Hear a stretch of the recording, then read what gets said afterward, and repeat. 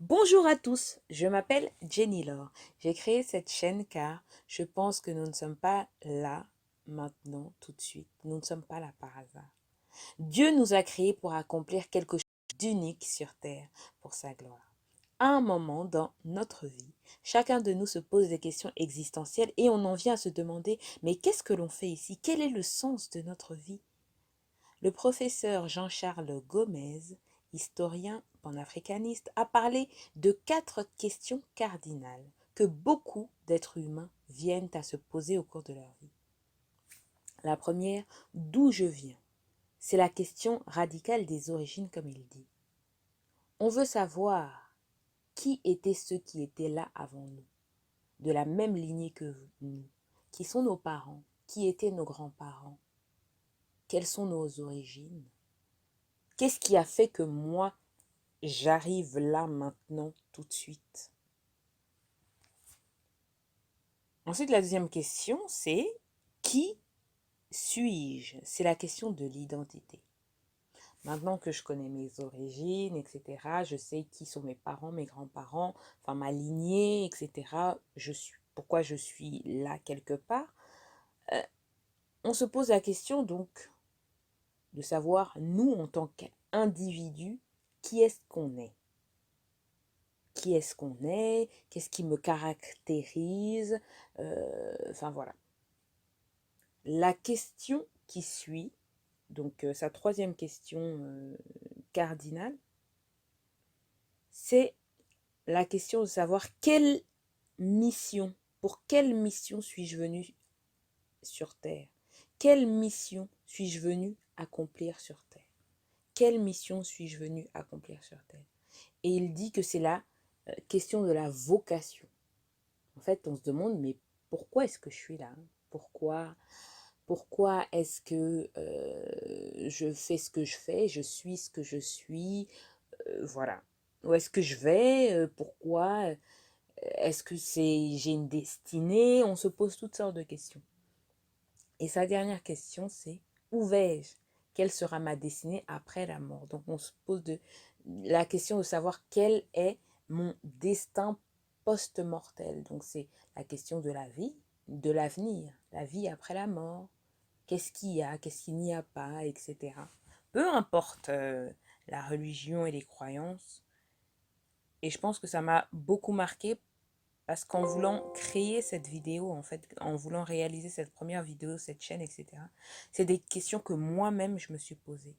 Donc, dans ma démarche pour comprendre ma mission sur Terre, la raison pour laquelle Dieu m'a créé en cette période, à cette époque, pourquoi je vis précisément maintenant, je voulais simplement essayer de vous rappeler, à vous aussi, la personne que Dieu avait prévu que vous soyez, avant même que vous ne veniez sur Terre. Je vais essayer de publier toutes les 2 semaines, j'ai bien dit essayer dans un premier temps, car je ne me rends pas encore compte de la charge de travail que c'est, donc ça évoluera sans doute par la suite. À la fin de la vidéo, si vous l'avez aimé, si Dieu a pu vous toucher à travers les mots qu'il a mis dans ma bouche, n'hésitez pas à vous abonner, à liker pour me le faire savoir. Aujourd'hui, ce sera vraiment une introduction. Je vais vous présenter un peu ma foi, mon contexte. Je précise que je suis de confession religieuse kimbanguiste. J'imagine que beaucoup ne connaissent pas forcément, donc je vais essayer d'un peu d'expliquer, je vais essayer de vous faire comprendre les origines et un peu l'histoire. Le kimbanguisme vient de Simon Kimbangu. C'était un homme noir né le 12 septembre 1887 dans un village appelé Nkamba au Bas-Congo dans l'actuelle République démocratique du Congo en Afrique. Le 6 avril 1921, Simon Kimbangu a commencé une démarche tout d'abord politique, mais également religieuse de libération de l'homme noir, dans un contexte où son pays et son continent sont totalement colonisés par les Occidentaux. Par exemple, le Congo était la possession personnelle. L'État indépendant du Congo, comme il s'appelait à l'époque, était la possession personnelle du roi des Belges, Léopold II. Le discours de Simo Kimbangu d'indépendance allait totalement à l'encontre des visées coloniales, impérialistes de l'époque. En effet, Simo Kimbangu réunissait ses contemporains avec des discours révolutionnaires, un prêche différent de celui des colons. Et il réalisait des actes de puissance, des miracles de guérison, tels que redonner la vue aux aveugles, la parole aux muets, faire marcher les paralytiques et même ressusciter les morts. Sa réputation a commencé à se propager dans les contrées environnantes si bien que les villageois délaissaient leurs maisons, les champs, les hôpitaux et autres pour venir voir, pour venir écouter, chercher guérison auprès du phénomène Kimbangu. Naturellement, son discours et sa popularité ne plaisaient pas aux autorités coloniales qui ont commencé tout d'abord à le défier, le persécuter et même le traquer. Simo Kimbangu a dû fuir son village natal de Nkamba en allant continuer à réaliser sa mission dans les villages voisins jusqu'à ce que 6 mois plus tard, il décide lui-même de se rendre aux autorités coloniales belges qui voulaient l'arrêter. Après plusieurs tentatives d'élimination de sa personne physique, Simo Kimbangu a été condamné à mort. Cette condamnation à mort s'est commuée, s'est transformée en prison à perpétuité. L'objectif des autorités belges était de faire disparaître non seulement la personne physique de Simo Kimbangu, mais surtout son discours de libération et d'indépendance du Congo, de l'Afrique et de l'homme noir de manière générale. L'objectif des colons était d'enterrer le mouvement créé, ou l'éveil créé par Simo Kimbangu à cette époque-là.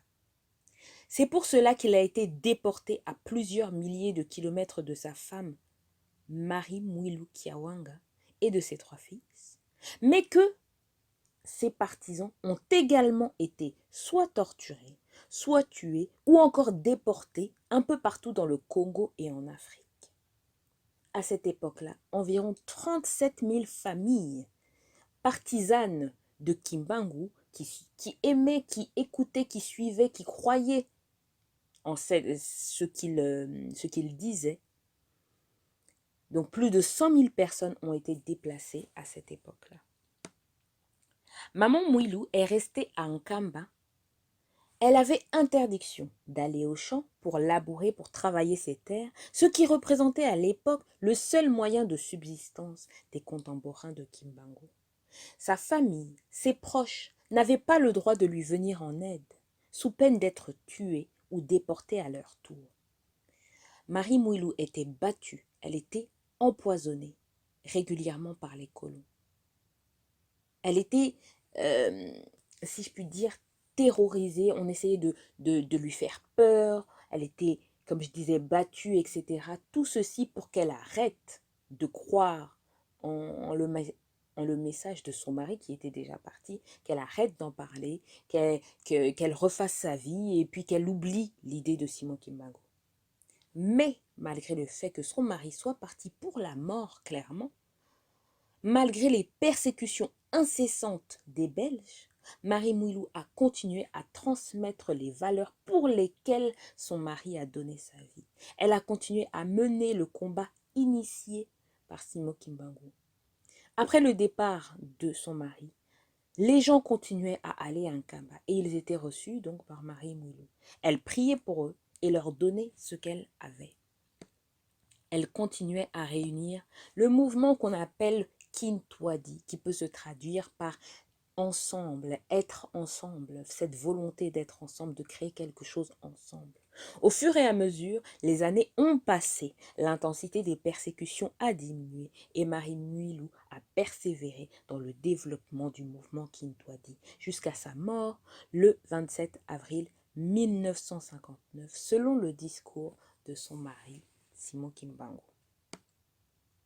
Celui-ci passera 30 ans en prison et il mourra le 12 octobre 1951 à 15h à Elisabethville, l'actuelle ville de Lubumbashi.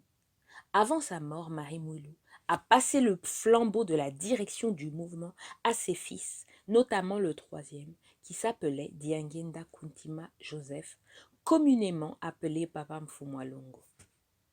La vision de Papa Diangenda Kuntima était l'instauration d'une nouvelle civilisation, un nouveau monde parfait, juste, où chaque peuple serait indépendant non seulement politiquement, économiquement, mais également spirituellement, et notamment la libération de l'homme noir sur les traces de son père. Ce dernier mènera le mouvement Kintwadi vers une institution à plusieurs facettes qui mêlera tout d'abord l'agriculture pour nourrir le peuple, les écoles et les universités kimanguistes, les hôpitaux kimanguistes aussi, car les kimanguistes, ceux qui suivaient l'enseignement de Simon Kimangou, étaient discriminés à l'époque. Ils étaient chassés des écoles et des hôpitaux, etc., par le reste de la population. Et la vision, la dernière vision qu'a menée, si je puis dire, qu'avait Diagne Dakontima était donc une religion avec l'église kimanguiste. L'église kimanguiste a continué à se développer et est aujourd'hui présente sur les 5 continents. Pourquoi moi, Ginny Laure, je suis kimanguiste aujourd'hui en 2020? Parce que le kimbanguisme fait partie de mon histoire. Mon grand-père, le père de mon père, était contemporain de Simon Kimbangu. Il l'a connu alors que mon grand-père était enfant. Simon Kimbangu, comme je l'ai dit, est né en 1887 et mon grand-père en 1904. Mon arrière-grand-mère, la mère de mon grand-père et lui-même sont passés un jour par un Kamba. Ils étaient de la région, ils étaient d'un village très proche d'un Kamba en fait. Et ils ont vu Simon Kimbangu, qui dira à mon arrière-grand-mère de bien prendre soin de cet enfant, car il travaillera avec lui plus tard. En grandissant, mon grand-père a vu la puissance de Simon Kimbangu opérer. Il était témoin oculaire du début de son ministère, si je puis dire, en 1921. Puis, à cette époque, donc vers 1921, mon grand-père, partisan de Kimbangu, était prêt à subir les châtiments réservés à ces derniers tels que, comme on a dit, torture, déportation ou même la mort. Mais Simon Kimbangu avait d'autres projets pour lui. Mon grand-père est devenu un des messagers de Simon Kimbangu. Il voyageait sur demande de ce dernier pour diffuser les messages reçus par lui, notamment aux déportés, dont on a parlé précédemment, et de manière générale aux partisans de Simon Kimbangu. Mais on peut se demander comment un homme noir, en 1921 et après, dans un État colonisé, pouvait voyager non seulement dans les villages avoisinants, dans tout le Congo et même dans des pays différents, que ce soit d'Afrique, mais du monde aussi. C'est une histoire que je vous raconterai, si vous le voulez bien et si Dieu veut surtout, dans une autre vidéo. Mon grand-père a participé au développement du mouvement Kintwadi, donc, puis à celui de l'église kimbanguiste par la suite.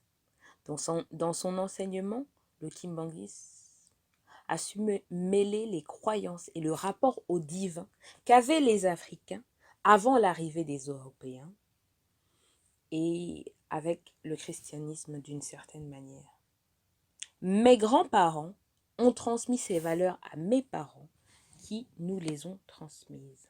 Je tenais à vous présenter mon contexte pour que vous compreniez un peu mon approche. Et alors, j'aimerais terminer, si vous le voulez bien, avec une prière. Seigneur, merci de nous avoir réunis aujourd'hui. Seigneur, tu sais que je ne suis pas à la hauteur et je ne pense pas être capable de faire cela. Mais aujourd'hui, tu m'as donné cette vocation, si je peux dire. Parce que, Seigneur, tu puisses mettre tes mots dans ma bouche. Parce que, Seigneur, tu puisses m'aider à toucher les gens que tu veux qu'ils soient touchés. J'en ai fini ainsi, au nom du Père, du Fils et du Saint-Esprit. Amen. Merci d'avoir écouté cette vidéo. N'hésitez pas à vous abonner, à liker, etc. Et à très bientôt. Au revoir.